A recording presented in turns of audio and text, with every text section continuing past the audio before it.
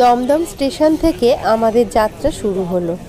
দমদম স্টেশনে 6:30 নাগাদ আমরা ট্রেন ধরলাম শিয়ালদার উদ্দেশ্যে। তারপরে আমরা শিয়ালদা নেমে গেলাম। শিয়ালদা থেকে এবার আমাদের যেখানে ট্রেন আছে আমরা সেই প্ল্যাটফর্মের দিকে যাচ্ছি। আমাদের ট্রেন ছিল 13 নম্বর প্ল্যাটফর্মে, আমরা সেদিকেই এগিয়ে চলেছি।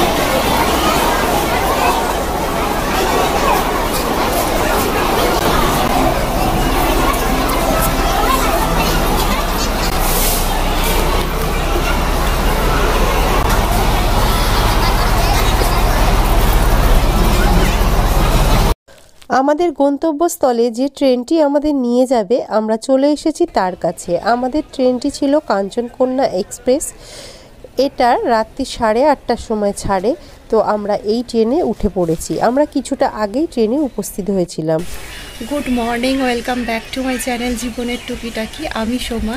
তো কালকে থেকে ব্লগটা শুরু করেছি, কিন্তু তোমাদের সামনে এসে যে কথা বলতে পারিনি। এখন সকালবেলা এখন বেলা 9:30 10টা বাজতে যায়। অনেক ভোরবেলা উঠে পড়েছি। সারা রাত্রি ট্রেনে সেভাবে ঘুম আসেনি, আর ট্রেনটা প্রচণ্ড লেট করছে। অলরেডি 3 ঘন্টা লেট আছে। এখনও কিছু খাইনি। সকালবেলা মেডিসিন খেয়ে শুয়ে পড়েছিলাম। আবার সকালবেলায় যা একটু ঘুমালাম, রাত্রি ঘুমাইনি। তো এখন একটু ব্রেকফাস্ট করব, আর কখন পৌঁছাবো জানি না। আর বাথরুমের অবস্থা খুব খারাপ।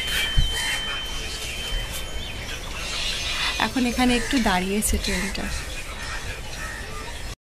এখন সকালবেলা ফ্রেশ হয়ে আমি বাড়ি থেকে আনা স্যান্ডউইচ খেয়ে নিচ্ছি, আর একটু চা খেয়েছি সকালে।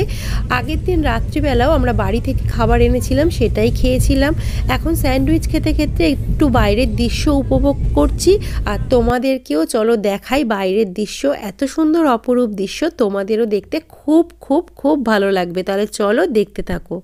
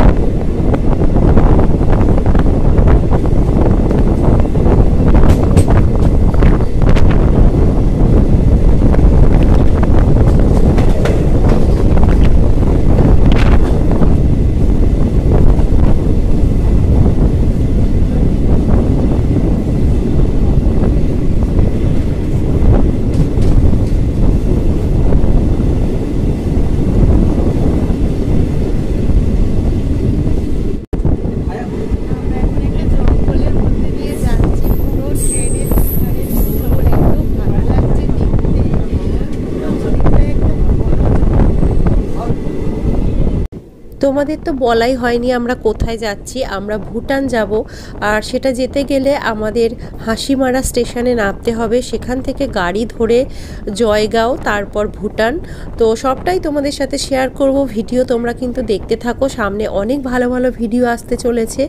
আর আমরা এখন অনেকটা টাইম ধরে একটা বড় জঙ্গলের মধ্যে দিয়ে যাচ্ছি। এটা ডুয়ার্সের জঙ্গল। তো এর মধ্যে দিয়ে ট্রেনটা যায়, আর বাইরে নানা সুন্দর প্রাকৃতিক দৃশ্য উপভোগ করতে করতে আমরা যাচ্ছি। দুদিকে জঙ্গল, তার মাঝখান দিয়েই ট্রেনটা যাচ্ছে। এক আলাদা রকমের অনুভূতি, খুবই ভালো লাগছে। এই অনুভূতি আমার যেমন ভালো লাগছে সামনে থেকে দেখে, তোমাদের ফোনে দেখে হয়তো কিছুটা ভালো লাগবে, তোমাদের সাথে সেই জন্য শেয়ার করছি। আর আমার কর্তা মাঝে মধ্যেই একটু বাহাদুরি দেখানোর জন্য ট্রেন থেকে উকি ঝুঁকি মারছে, এইসব করছে। জানলার এখানে, মানে জানলা না, দরজার এখানে দাঁড়িয়ে আছে, আর ওকে বারবার টেনে আমি ভেতরে নিয়ে যাওয়ার চেষ্টা করছি, কিন্তু এত সুন্দর দৃশ্য ও বলছে আমি এখান থেকে দেখবো। আমার ভয়ও করছে, তাই ওকে একা রাখতে পারলাম না বলে আমিও ওর কাছে দাঁড়িয়ে আছি।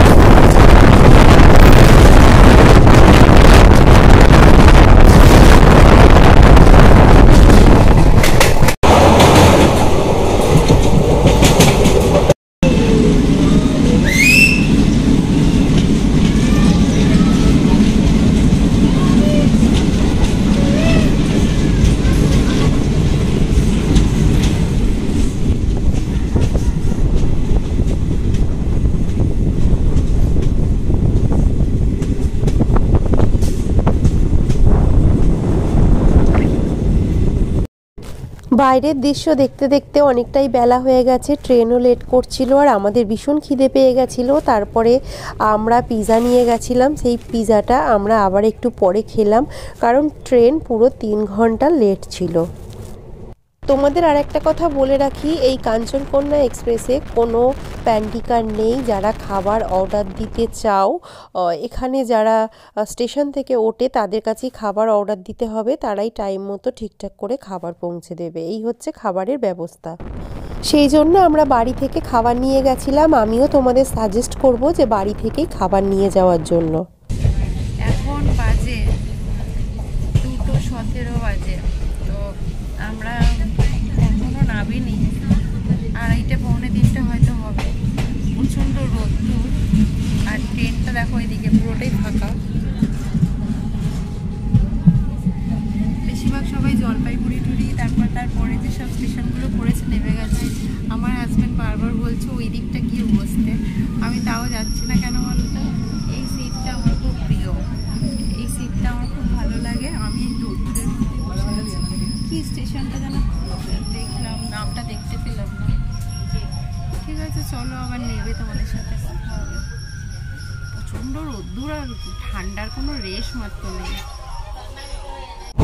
আমরা এখন ট্রেন থেকে নামবো, আর আমাদের জন্য স্টেশনে একজন অধীর আগ্রহে অপেক্ষা করছে।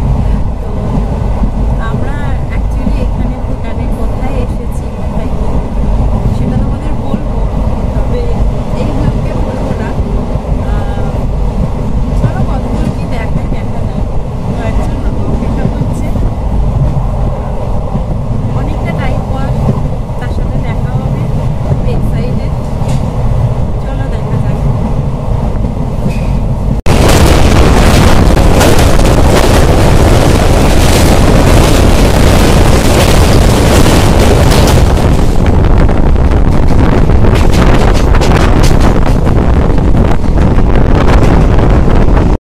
তোমাদের আর একটা কথা জানিয়ে রাখি, আমাদের যাওয়াটা আগে থেকে ঠিক ছিল না, কয়েকদিন আগেই আমরা ঠিক করেছিলাম যাব, সেই জন্য স্বাভাবিকভাবেই ট্রেনের টিকিট পাইনি। তাই আমরা কাঞ্চনজঙ্ঘা এক্সপ্রেসে তৎকালীন টিকিট কেটেছিলাম, মাথাপিছু টিকিট নিয়েছিল 650 টাকা। তো আমরা এখন নেমে গেছি স্টেশনে। এই স্টেশনটা হচ্ছে হাসিমারা স্টেশন। তো আমাদের নিতেও এসছে একজন, সেটা তোমাদের পরের ব্লগে দেখাবো। তো চলো এখন এর পরে যেখানে যাওয়া সেখানে যাই।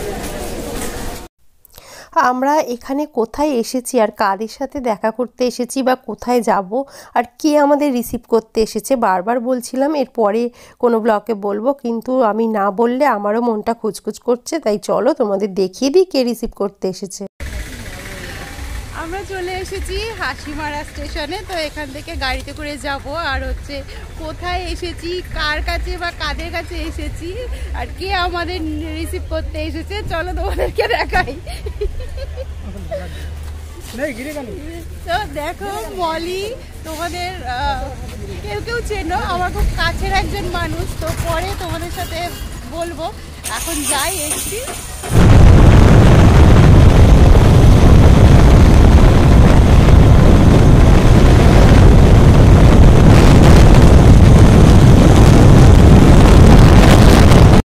আমরা হাসিমারা স্টেশনে নেমে সেখান থেকে আমরা অটো ধরলাম জয়গাঁওয়ের উদ্দেশ্যে। জয়গাঁও থেকে তারপর ভুটানে যাব। হাসিমারা থেকে জয়গাঁও যাওয়ার পথে আমরা যে টোটোতে উঠেছি সেই টোটোর ভাড়া নিয়েছিল মাথাপিছু 40 টাকা করে। তো আমরা এখন এগিয়ে চলেছি আর এখানে চারপাশের প্রাকৃতিক পরিবেশ এত সুন্দর সেটা আর বলার অপেক্ষাই রাখে না।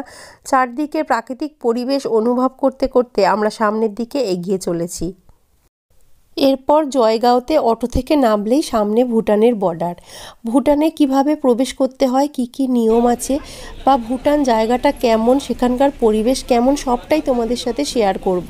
আমরা এখন চলে এসেছি ভুটানের একদম বর্ডারের কাছে। তো এর পরের ব্লকে তোমাদের আবার আমি এর পরের অংশটা দেখাবো। তো এরপরে আরও ভালো ভালো ভিডিও আসতে চলেছে, তোমরা অবশ্যই চোখ রেখো আর জীবনের টুকিটাকি দেখতে থাকো।